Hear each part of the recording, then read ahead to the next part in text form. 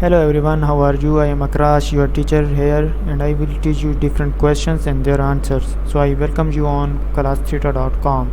So our today's question is from slide 8, which organic molecule does not directly contribute to structure maintenance and repair: nucleotides, lipids, amino acids, carbohydrates. And the answer of the question is the organic molecule that does not directly contribute to structure maintenance and repair is carbohydrates.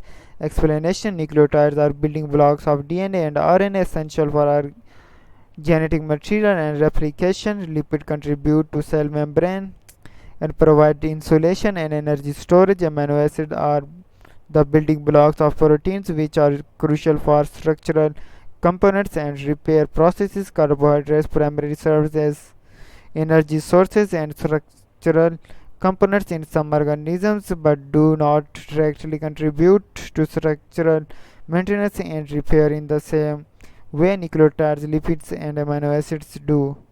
Thank you for watching the video. If you have any question related to this video, please post a comment below. If you have any question in your mind, you can also post on the website and I will be answering you in the next video. Thank you for engaging with us. Until next video, bye bye.